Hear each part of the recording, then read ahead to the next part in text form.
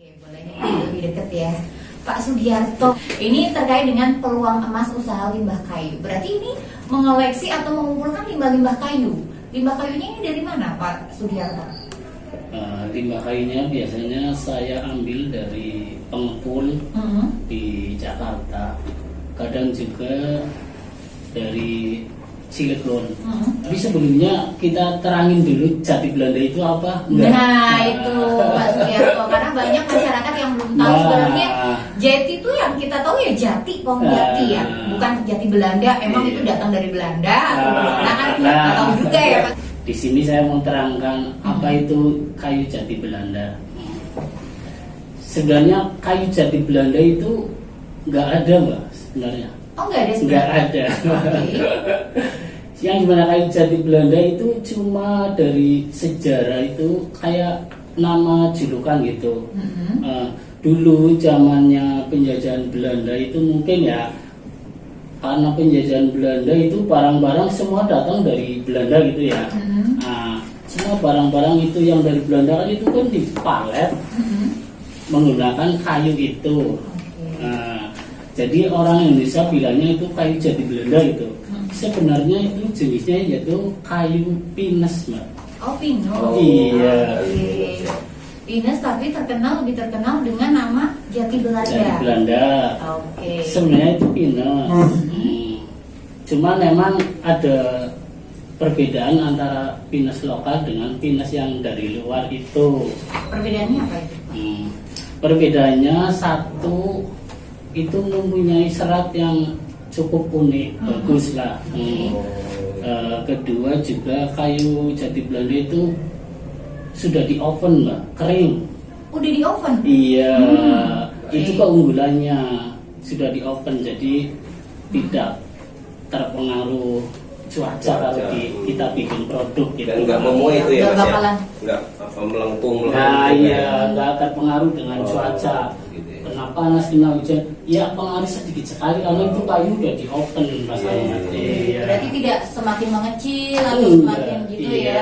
Biasanya kan kayu kalau masih basah itu gede ya Pak ya, nanti semakin kering-kering semakin mengecil gitu. Iya.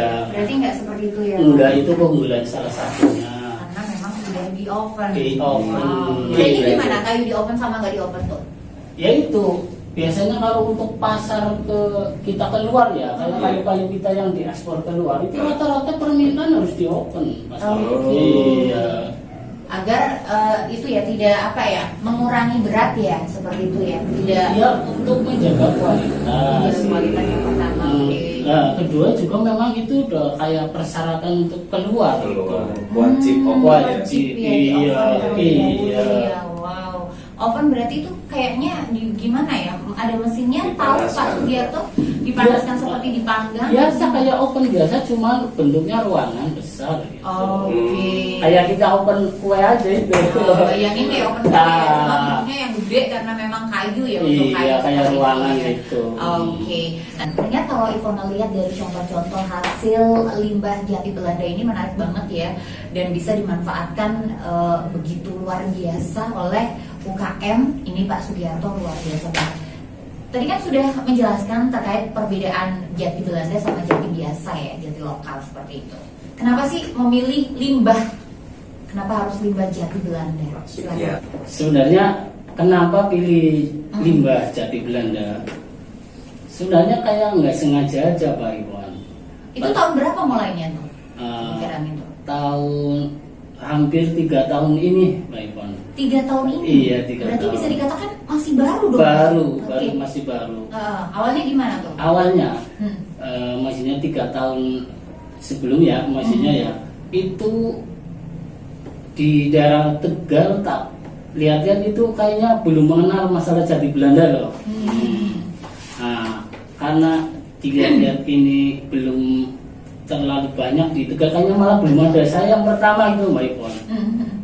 Jadi saya pilih jati Belanda, kayaknya ini peluang ini.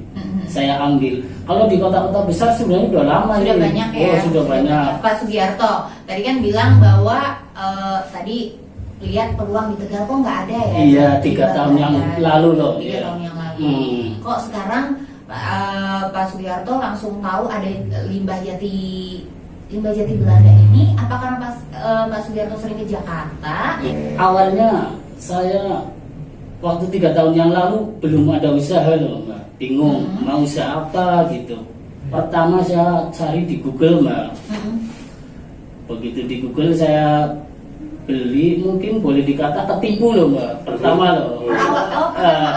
Awalnya itu saya ambil, termasuk harganya mahal sekali. Karena saya juga belum mengenal loh Mbak. Iya, waktu itu ya masih belum mencoba. mengenal, masih Oke. mau mencoba. Sebelumnya Pak Sugiarto ini memang sering membuat kayak pernak-pernik dari kayu gitu, seperti kursi, mungkin jam dinding atau lain sebagainya gitu. Saya terangin lagi, belum Oke. juga Mbak, belum pernah. juga, oke. Cuman memang saya basicnya memang dari teknik Mbak. Oh, dari Saya teknik. dulu sekolah dari STM ADB dulu ya, Ambilnya teknik. bangunan.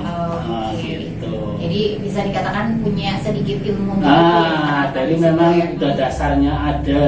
Mhm. Kemudian begitu saya ambil kayu jati Belanda, saya bikin apa aja yang ada di kepala saya bikin Mbak. Maksudnya dari mulai meja, kursi, apa aja saya tak bikin Mbak. Kemudian satu persatu banyak orang main ditanya, ini bikinannya siapa? Oh bagus, buat saya aja, monggo, dihargai berapa, monggo. Sampai kayu yang saya pertama beli habis Mbak. Wah. Sampai kayu yang pertama, sampai berapa kintal tuh? Dulu Pakainya ton atau kintal? kubik lah, kira-kira kubik. Ini saya pertama ambil sekitar 5 kubik Mbak. Oh, 5 kubik. Dulu 5 kubik sekitar hampir 15 juta lah. Wow. Nah, Dulu ya. dulu itu 3 tahunan yang lalu. Pas awal-awal pertama Iya, ya. mungkin termasuk mahal itu karena belum tahu ya. Iya. Begitu kayu habis, barangnya juga habis juga, uangnya habis juga. Pertama kali uangnya habis, kayunya habis, Iya. Produknya habis. produknya juga habis. Uang. Kok bisa begitu? Gimana ceritanya awal-awal? Ya mungkin karena satu baru bikin belajar, kedua harga belum saya patok lah ya. Terus ketiganya memang saya sengaja buat latihan dulu, gitu. Begitu lama-lama banyak yang nanya, kemudian saya ambil lagi dari Cilegon Mbak, itu yang kedua. Iya.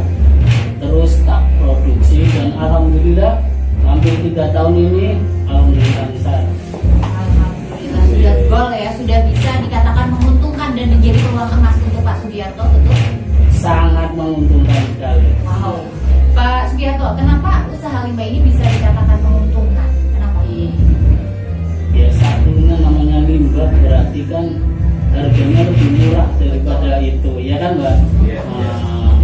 Satu harga lebih efisien, bahan bakunya loh. Iya. Nah, kedua persaingan masih belum banyak. Persaingan masih belum banyak, terutama di daerah Tegal loh Mbak, Tegal Oke. Slawi. Persaingannya belum banyak. Setahu saya juga tadi lihat contoh-contohnya Pak Sugiarto, tadi foto-foto kan keren-keren banget ya. Setahu aku kan cuma ada di online gitu kan, dan itu memang benar Pak Sugiarto tadi bilang dari Jogja. Biasanya tuh ada tuh di Jogja. Aku sering mau pesen kayak tempat-tempat yang buat apa kayak vas bunga, yang Nah, dari ya, kayu, paling banyak di gitu. Jogja Mbak. Nah itu tadi, terus kayak apa ya yang buat penghias-penghias sepeda-sepeda yang untuk pengantin gitu ya. Iya, dan iya. sebagainya. Model pemasarannya seperti apa? Untuk sementara saya model pemasarannya itu sementara lewat sosmed aja. Oh, oke. Berarti ada Online ya? dibuka media sosial seperti Facebook, Ada, ya Twitter, IG? Facebook, Twitter, IG, bahkan YouTube-nya juga ada Sugiarto Jati Belanda. Wow, keren tuh. Harus di Iya. subscribe ya. Subscribe, iya dong. Keren banget nih. Paling banyak yang dipesan itu apa di Jati Belanda? Untuk sementara ini yang paling banyak itu pemesanan dari rumah makan, kafe, kayak distro dan barber sekarang lagi naik daun. Wow, Gitu. nah itu Iya, iya, tadi. iya. Berarti yang kayak gitu yang ada di barber sama di kafe pesannya di Pak Sugiarto. Iya. Butuh berapa lama nih untuk menyelesaikan pesanan biasanya Pak? Kalau pemesanan itu biasanya tergantung Model. proyeknya ya, Oke. yang dipesan apa gitu. juga antrian. Kalau biasanya kan kalau pesanan banyak nggak mungkin saya pegang satu sampai selesai, biasanya langsung saya pegang semua, atau sama tukang-tukang saya juga. Saya punya tukang juga, 2 orang tukang. Oke, yang membantu Pak Yang Sudarto ada membantu 2 saya, orang. iya. Apakah nanti akan dikembangkan menjadi 10 orang, 20 orang atau berapa gitu? Insya Allah itu kepenginnya. Amin. Amin, luar biasa. Jadi kan nanti bisa dikirim kemana-mana ya, bukan di Iya, Kabupaten iya Tegal ya. betul. Berarti penyelesaian pesanan itu tergantung itu ya, Tergantung proyeknya ya. Paling cepat berapa? Cepat 2 minggu itu. Kalau kitchen set itu. Tergantung mungkin kerumitannya ya, berapa sub atau itu mungkin. Iya, tingkat kerumitannya juga mempengaruhi kecepatan. Pernah nggak punya merasa, aduh ini aku ada pesaing nih, apalagi di Kabupaten Tegal banyak vendor-vendor juga gitu. Oh, masalah persaingan itu di usaha atau jenis bisnis apa aja mesti ada Mbak ya. Cuma memang sekarang jadi Belanda lagi naik daun, terutama di Tegal. Sudah banyak pertumbuhan usaha-usaha baru Mbak. Oh, Bukan iya. cuma saya. Bedanya Kalau- jadi Belandanya itu ya yang jual namanya ya berarti ya. Iya. Ah,